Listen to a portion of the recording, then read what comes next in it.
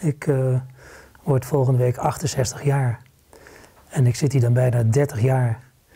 En dan wordt toch ook tijd dus om eens wat andere dingen te gaan doen. Maar ik vind het vak dermate leuk dat ik wel als huisarts werkzaam blijf. Maar dan als waarnemer. Als collega's ziek zijn of in vakantie. Dus ik hang de stethoscoop niet aan de wilgen. Maar ik stop wel met het actief bezig zijn in deze praktijk. Ik ben een actief zeiler. We hebben een schip op Lauwersoog. Dus daar zal meer tijd in komen te zitten. Ik musiceer graag. Ik zit hier op de muziekschool met een dwarsfluitles.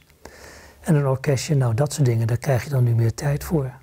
Maar ik moet uitkijken, want als je op alle aanbiedingen voor waarneming ja zegt, dan ga ik harder werken dan ik nu doe.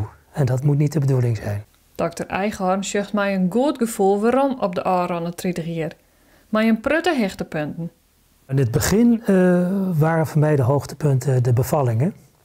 Dus echt, zoals mijn voorganger Engel daar heel veel van gedaan heeft, dat heb ik dan nog een beetje kunnen overnemen van hem. En de eerste jaren heb ik daar de meest dierbare herinneringen aan.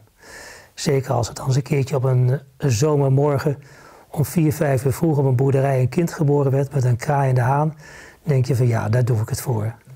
En waar ik later heel veel, dat is geen plezier, maar waar ik later heel veel waarde aan heb gehecht is aan het begeleiden van mensen die dan heel ernstig ziek zijn en die naar het einde van hun leven geraken. En ik denk dat de huisarts daar een hele belangrijke rol in speelt.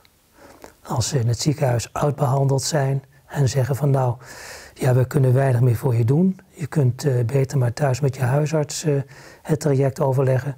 Ik denk dat de huisarts daar van heel veel waarde kan zijn. En ik hoop dat ik daar mijn steentje in heb kunnen bijdragen. Ik heb het in ieder geval met heel veel passie gedaan.